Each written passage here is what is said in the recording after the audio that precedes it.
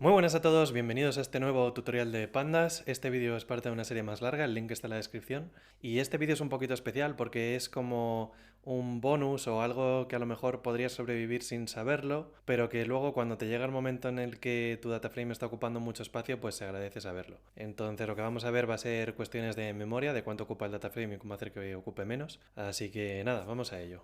Vale, como este vídeo es un poquito más técnico, voy a intentar ser más ordenado que de costumbre, improvisar menos y hablar más despacio, a ver qué tal se me da. Vale, lo primero importamos NumPy y pandas, sacamos un dataframe, lo leemos de un CSV en este caso, pero podría venir de donde fuera. Y no me entretengo mucho con el dataframe porque no nos interesa, pero bueno, que veáis que tiene algunas columnas de strings, tiene otras que son fechas, tiene algunas que son floats, números reales, y algunas de enteros, ¿vale? El backers. Vale, entonces vamos a ver primero cómo saber cuánta memoria está ocupando este dataframe. Entonces el problema es que Pandas, que tiene estos dos métodos para saberlo, el info y el memory usage, por defecto nos miente. Entonces vamos a ver a qué me refiero con que nos miente. Si utilizamos el info nos da más información que el memory usage, nos da pues el número de elementos no nulos que tiene y los tipos de cada columna, ¿vale? Y bueno, también cuántas columnas de cada tipo hay y el elemento o la información que a nosotros nos interesa, que es el memory usage, que nos dice que son 43 megas. Si nosotros utilizamos el método memory usage, lo que tenemos es información solo sobre el uso de memoria, pero lo tenemos por columna. Entonces vemos cuánto ocupa cada columna y esto está en bytes, no en megabytes. Para pasar a megabytes tendríamos que dividir por 1.000.000. Podemos hacerlo así con muchos ceros, pero lo voy a hacer con notación científica y ya está, ¿vale? Que es mucho más rápido. Y entonces vemos que cada serie supuestamente está ocupando 3 megas. Entonces, ¿por qué digo que esto miente? Porque nos está diciendo que las variables que son de tipo object, como por ejemplo name, ocupan solo 3 megas. Eso no es verdad. Lo que pasa es que cuando Pandas tiene una serie de tipo object, por ejemplo, cuando son strings siempre lo guarda como tipo object, pero podría ser cualquier objeto de Python. Puedes tener una serie con listas de Python, diccionarios, puedes tenerlo todo mezclado. Entonces, cuando ocurre eso, no se sabe cuánta memoria ocupa, cuántos bits ocupa. No es como los números enteros, por ejemplo, que los guarda como int64 y sabe que cada número de la serie cabe en 64 bits y entonces se reserva 64 bits para cada uno de ellos. Entonces, en estas sí que es verdad que ocupan 3 megas, pero en las que son strings no, porque los strings pueden tener un tamaño variable y además los propios caracteres, cuando el formato es UTF-8, pues pueden ocupar diferente espacio en función de si son caracteres muy raros o si son letras del alfabeto normales. Entonces, lo que hace internamente Pandas es guardar una serie de números enteros que son las direcciones de memoria en las que vive cada uno de estos strings en este caso. Entonces esto está en una celda de memoria, en algún lugar, tiene una dirección para saber a dónde ir a buscarlo. Esa dirección es un número entero y eso es lo que internamente Pandas tiene ahí guardado. Y eso es lo que nos está diciendo que pesa 3 megas. Entonces, por ejemplo, si nosotros tenemos un string de este tipo, ¿vale? Si utilizamos la función id, que es de Python base, esto nos devuelve un número y este número es la dirección de memoria en la que me ha guardado este string. Entonces, bueno, esto muchas veces se representa con números hexadecimal, con formato hexadecimal, pero es el mismo número, ¿vale? Esto a lo mejor os suena más como una dirección de memoria, pero da igual, es el mismo número, ¿de acuerdo? Vale, entonces, ¿cómo hacemos que Pandas nos diga la verdad? ¿Cómo hacemos que se vaya a esas direcciones de memoria y busque cuánto pesa realmente ese objeto? Pues eso lo hacemos con los argumentos deep igual true y memory usage igual deep. El deep igual true es para el método memory usage que acabamos de utilizar y el memory usage igual deep es para info. ¿Vale? Entonces, por ejemplo, vamos a hacerlo con el info. Si decimos memory usage igual deep, aquí lo tenemos. Dice ahora que pesa 173 megas. Antes estaba diciendo que pesaba 43 megas. Entonces cambia mucho. Y cambia mucho, sobre todo, como vamos a ver, por culpa de las que tienen strings, no por las que tienen int64 y float64, que esas sí que sabemos cuánto pesan. Pesan 64 bits por cada uno de los elementos que tiene la serie. Entonces, si hacemos memory usage con deep igual true, ¿vale? Esto nos lo da por cada columna del dataframe, dividimos entre 1.000.000 para convertirlo a megas y aquí lo tenemos en megas. Entonces name, que nos estaba diciendo que pesaba solo 3 megas, ahora pesa 35, ¿vale? Entonces cambia mucho, mucho.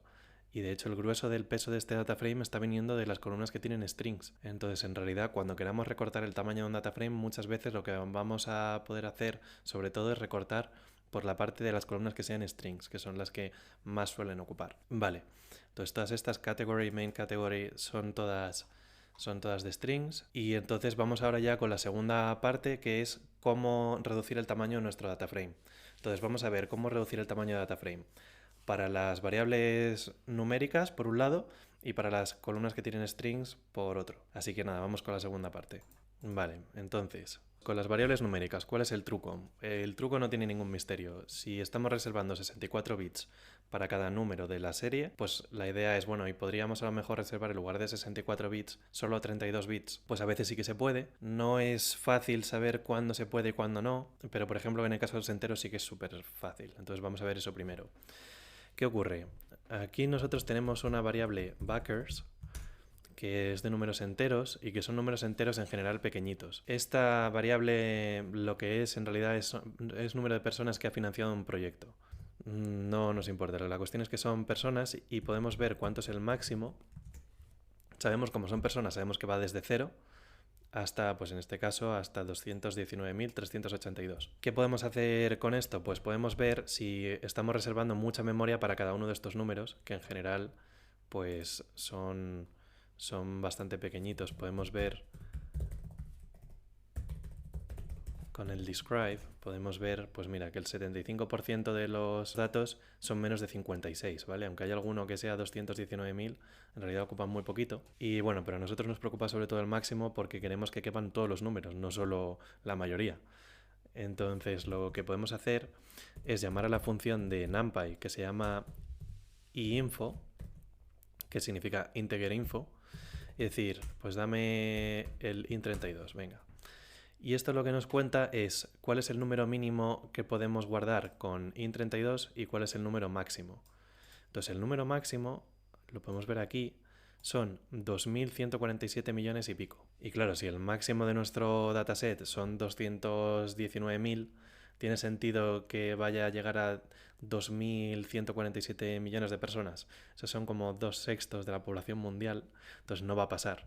Entonces sabemos que con int32 nos estamos dando margen de sobra para que aparezca, si nos aparece un dato nuevo que sea más que 219.000, nos sigue cabiendo sin problemas. Entonces podemos cambiar de int64 a int32 y la memoria que nos va a ocupar nuestra variable va a ser la mitad.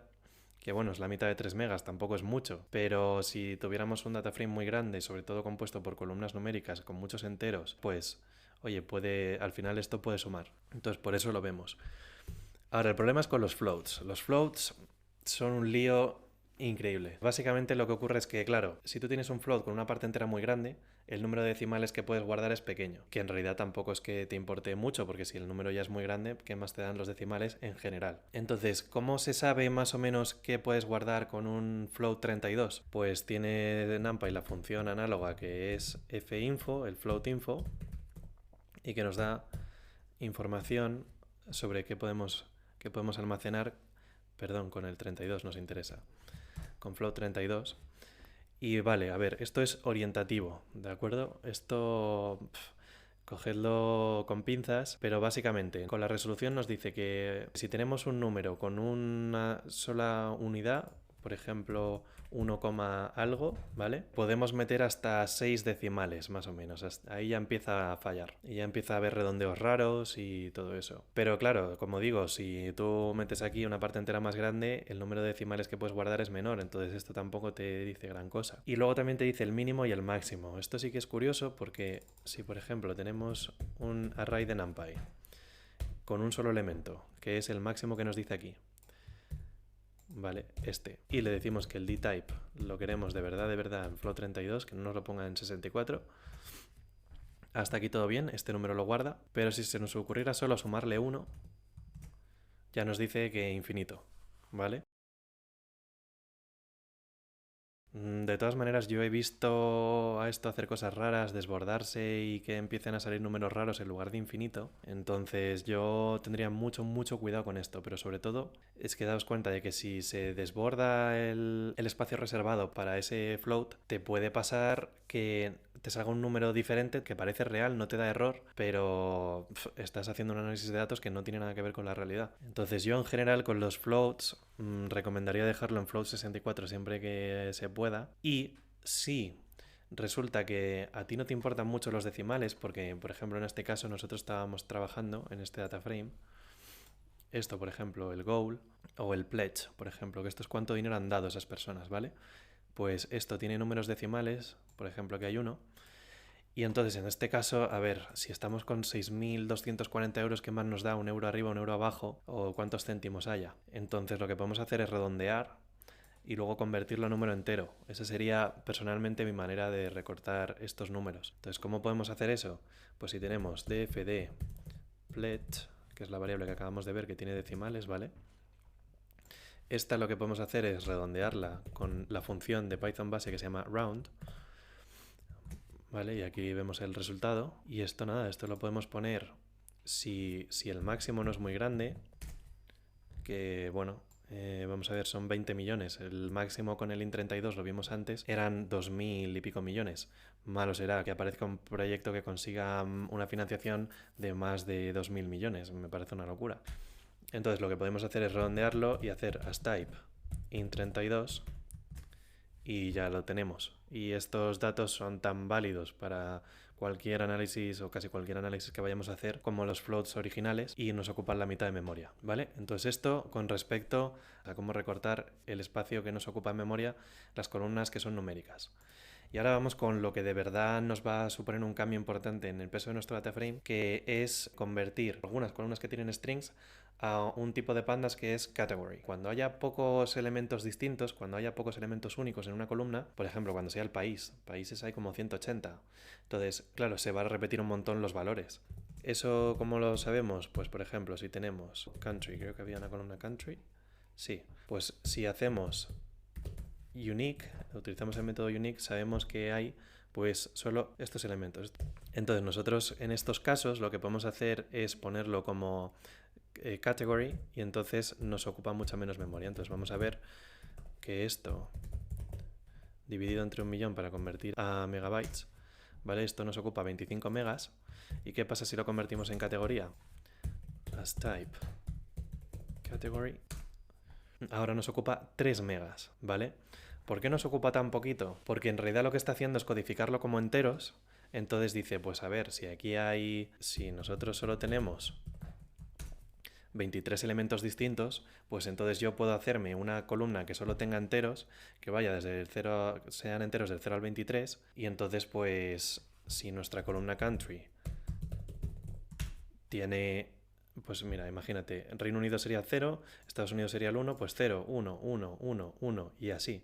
Este sería el 2 y así va sacando una columna que codifica perfectamente y que tiene la misma información que esta, pero que ocupa mucho menos espacio porque no está guardando en memoria un montón de strings, que ya hemos dicho que ocupan bastante. Entonces nada, eso es lo que hace el category, pero claro, ojo con esto, porque si el número de elementos únicos fuera muy grande, es decir, si no hubiera casi nada repetido, es peor convertirlo a categorías, ¿vale? En términos de uso de memoria.